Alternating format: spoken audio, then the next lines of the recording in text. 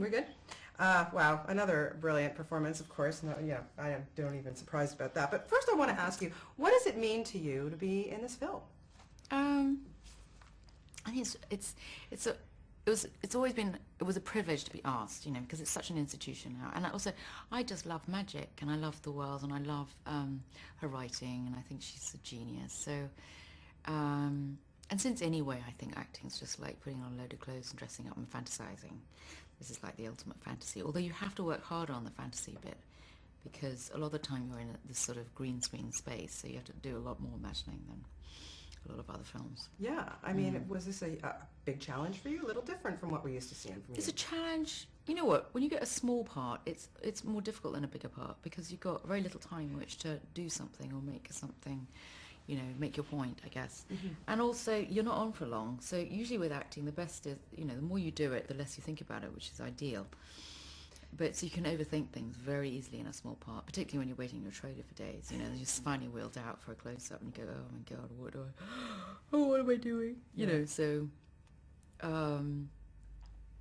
it's, what was your question? About the challenge. Oh, the challenge. Yeah, there is a challenge. There was definitely a challenge. It was like, okay, I got this. I thought she had to be conspicuous, so I had great fun sort of like you know, just dreaming up the costume with the designer and having fun with that and the look, and but it was fun. And green screen I hate. There was like one, like the Hall of Prophecies where the globes are. That was just complete green space. I mean, just total empty room.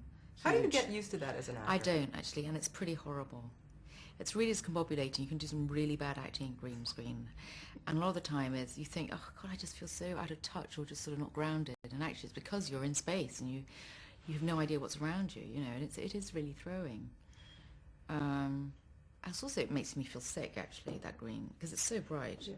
Now, having a character that is so well known in a book that, you know, in books that people have, you know, millions and billions of people read these books, does that help you as an actor to formulate the character or not? Well, it certainly doesn't help me knowing that other people have, you know, images of. You got a responsibility to the book. But having said that, I think I did do a little bit embroidering on what you have, what you read in the book. You think like, well, that's not going to, you know, that's not going to be exciting. You take what appeals to you and then, you know, embellish that. So you definitely know that, because it's for the kids too, you've got a responsibility to fulfill their hopes or their imaginings, I guess. Now, Bellatrix Lestrange, I mean, Strange isn't even the first, how I would even describe her. She's a whack job beyond belief. How did you find your psychopathic inner Death Eater? So easy to tap into. Yeah, sadistic. Yeah, she's definitely got emotional personality disorders. I don't know, it's pretty easy. I thought, like, go straight to being a child in a way, because children, when they're like, you know, 7 and 8, particularly boys, well, no, girls too, they can be really savage and cruel. So I thought maybe she'd regress to sort of that time. And then also there's a bit of, because she was posh and pure-blooded, that I wanted to have a bit of Sunset Boulevard in there, because there's somebody like a faded star, you know, who's not looking so great these days because she's been 14 years in Azkaban, you know. So just somebody slightly out of touch. Do you think she's in love with Voldemort? Oh, she's completely besotted by him. Yeah, she thinks she might have a future and have little Voldies, but it ain't gonna happen. He couldn't care to. He just uses people. Pretty scary stuff. Yeah. She's dispensable.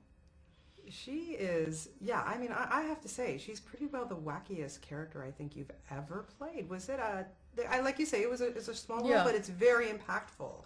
A tough one to kind of leave behind at the end of the day? No, it's fine. But I know I'm going to have to get back, you know, she starts again next one, and the one after. So, just had to make sure the costume was comfortable, so, as, you know, I wouldn't regret it, because I knew I'd spent a lot of time in it. Yeah. Well, I wonder if I get a new one for this time. That'd be fun. Tell me about working with David Yates. So I wear teeth in it, and that was a strange choice. You can see. Yeah. Oh, no, your mouth is closed there. Yeah, but it slightly pushes this upper lip out. Yeah, did you have that? Yeah, what's up with the teeth? I was going to ask I just always wear teeth when in doubt. I just thought, you know, it'll be fun to have fake teeth. And also I just thought, you know, she's been in prison. She's not going to have good teeth. And I'm sure there was another reason I sold it to the producers. But Just wanted her to be slightly odd, off. And also it produces different kind of speech.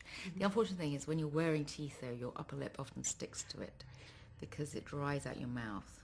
And then a lot of takes are redundant because you look like a beaver, by the end of the take. Yeah. So it maybe wasn't the wisest of choice, but they're fun to play with. It worked. It immediately changes your bone structure, which is fun.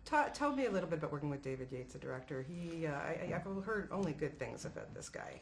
He's very nice, very enthusiastic, amazingly enthusiastic, tirelessly enthusiastic, given how long the shoot was. And he's going to do another one. And he was brilliant with the kids, but he was also really he was demanding. So, like with us, he was very demanding and exacting. No, he was really nice and impressive, and looks all cuddly, but underneath, he's got a steel determination. Now, I understand there was a little bit of a wand incident with you, and oh yes, I nearly deaf. Can you tell us a little bit about that? That was bad. I was mortified actually with Neville Longbottom. I think I had to do I was just torturing him, and I thought it would be a fun idea to use my wand as a Q-tip, and just give his ear clean, but then it went too far in. As I put it in, he went that way, and I think it actually did draw blood inside his ear. That was terrible. I felt really mortified. But luckily I didn't cause any permanent damage or deafening. But then I kept on saying, Neville! It was all like, just shouting all the time because he couldn't hear me.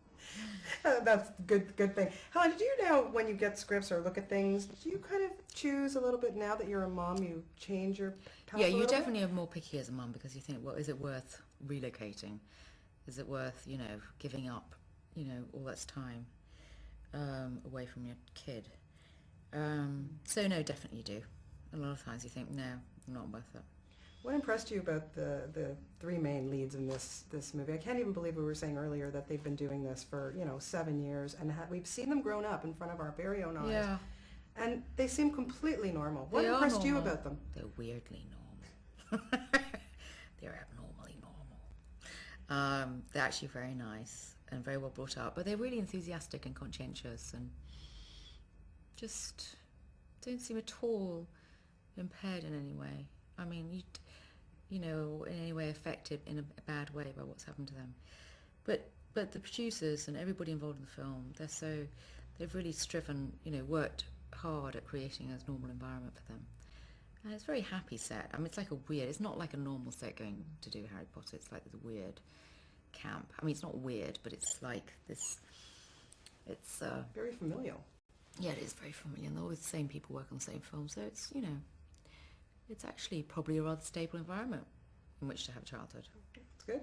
Now, I'm very, very excited because we're going to see you in Sweeney Todd, and I'm a musical theatre freak. So am I. Oh my God. Yeah. Now, I didn't even know you could sing. Did you surprise yourself? No, I didn't know either. No, I just thought, Christ, Tim said he was going to do Sweeney Todd, and I thought, well, I'm going to have to audition, because otherwise if I never audition, I'm going to kill myself with regret. So I just went and learned. He said, well, you can audition, but you're going to have to audition against everybody else, and you're not going to get any favoritism. So, well, I didn't, thank you, expect any. So sleeping with the director doesn't help, does it? It actually worked in the opposite way. I had to work doubly hard and be, as Tim said, doubly, I had to prove that I was more than right for it, to legitimise my sort of casting. But in the end, actually, Sondheim had casting approval, so it was sort of less stressful between those two. But singing in front of Stephen Sondheim, come on. I know, he's my god, and I mean, Sweeney Todd, I've always wanted to be Mr. Lovett since I was 11, so, and I've loved that musical, and Sondheim is my god, so that was terrifying.